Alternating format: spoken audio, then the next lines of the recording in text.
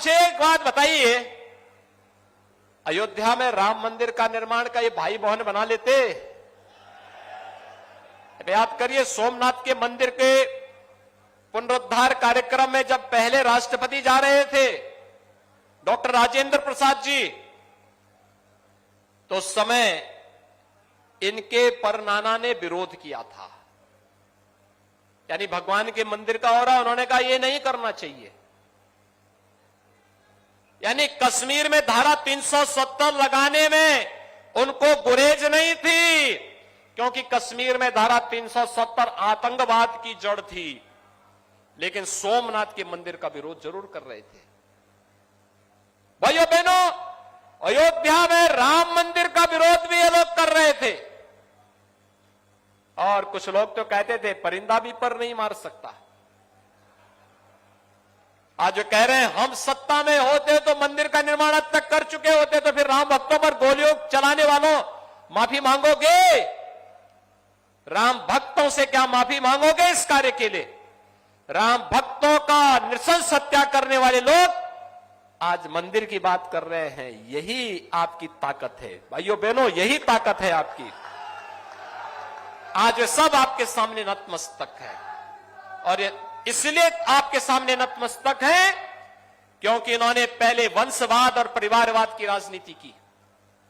इन लोगों ने पहले जातिवाद के नाम पर समाज को बांटा, और जब इन्हें लगा कि मोदी जी के आने के बाद वंशवाद, परिवारवाद, जातिवाद ये सब चला गया कूड़े के दान में, अब तो देश के अंदर एक ही बात गूंज रहा है, वह बात है राष्ट्रवाद का।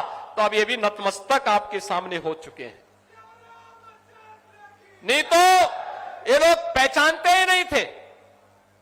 भगवान राम और भगवान कृष्ण को काल्पनिक कहते थे। कहते थे कि अयोध्या में राम मंदिर का फैसला आ जाएगा तो खून की नदियां बहेंगी। मैंने कहा रे बेकार की बात करते हो, फैसला आएगा, एक मच्छर नहीं मरेगा, सबसे शांतिपूर्ण दिन रहेगा। और हुआ ना, जिस दिन 9 नवंबर 2019 को अयोध्या में राम जन्मभूमि के बारे में माननीय उच्चतम न्यायालय का फैसला आया था, प्रदेश में एक भी घटना नहीं घटित हुई। उत्साह के साथ सब लोग मग्न थे, शांतिपूर्ण सौहार्दपूर्ण दिन था। ऐसा लगता जैसे राम राज्य आ गया है, राम राज्य का दिन था भाइयों बहनों।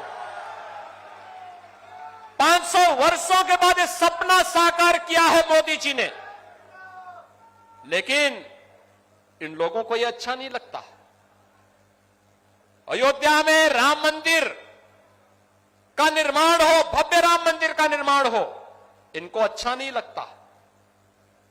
आपने देखा होगा अभी काशी में, भाइयों बहनों, अभी आपने काशी में देखा होगा, काशी में भगवान विश्वनाथ के भव्य धाम का निर्माण प्रधानमंत्री मोदी जी ने किया है।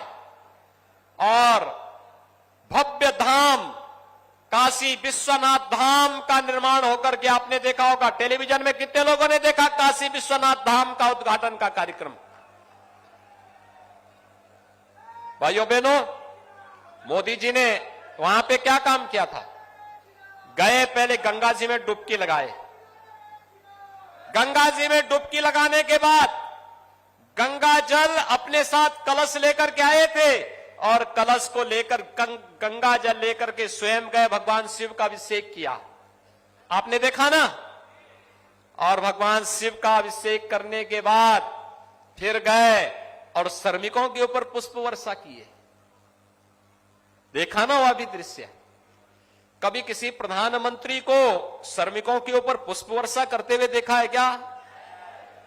आपने इतिहास में तो सुना होगा कि जिन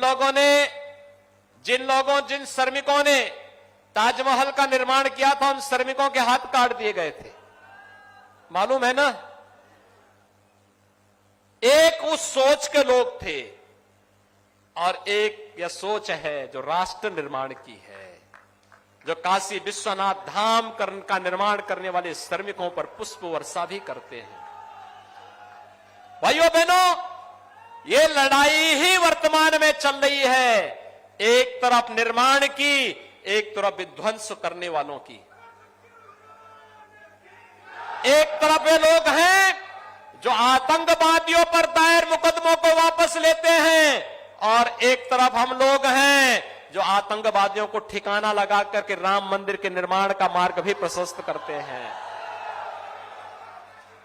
एक वे लोग हैं जो गरीबों के लिए आने वाले मकान को, शौचालय को, विद्युत की व्यवस्था को, अन्न योजना के पैसे को हड़प करके अपने घर का विकास कराते थे, और दूसरी तरफ हमारे लिए तो प्रदेश के 25 करोड़ लोग ही परिवार हैं, उनको एक एक मकान हर एक गरीब को दिलवाने का कार्य हमारे माननीय सांसद, माननीय विधायकगण कर रहे हैं। ये काम पहले भी हो सकता था, आजादी के बाद भी हो सकता था। मोदी जी ने आने के बाद जो काम शुरू 2014 में किया, ये काम 1947 में क्यों नहीं प्रारंभ हो पाया? ये काम 2004 में क्यों नहीं प्रारंभ हो पाया? 2009 में क्यों नहीं हो पाया? अगर ये बात हमने समझने का प्रयास किया होता भाइयों बहनों, तो संभवतः ये जो अमेठी को अपनी बपौती समझने वाले कभी भी हिंदू और हिंदुत्व के नाम पर आपके बीच में फूट डालने का दुस्साहस नहीं कर पाते, कभी नहीं डाल पाते। हमने तो कोई भेद नहीं किया। हमने तो, सरदेव अटल जी ने तो एक बात कही थी, आदमी न छोटा होता है न बड़ा होता है, आदमी तो सिर्फ आदमी होता है। यही तो हमारे संस्कार हैं। हमने तो एक ही बात की, और वह था सबका साथ और सबके विकास का। आज भाइयों बहनों, मैं आप सबसे यही अपील करने के लिए आया हूं। आज मुझे अच्छा लगा, यहां पर पिछले 5-7 वर्षों के अंदर आपने देखा होगा यहां की तस्वीर बदली है। स्मृति जी जब से केंद्र सरकार में मंत्री बनी, आपने 2019 में उन्हें यहां से सांसद चुना।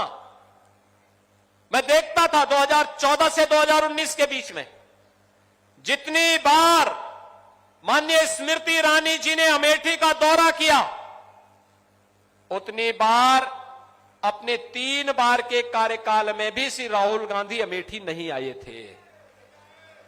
यानी वे सांसद नहीं थी यहां से, लेकिन फिर भी वे यहां की जनता की सेवा के लिए आती थी। 2019 में आपने सांसद के रूप में चयन किया, मैं इसके लिए आपका अभिनंदन करता हूं। और भाइयों बहनों, आज आपने देखा होगा समग्र विकास की दिशा में अमेठी आगे बढ़ रही है।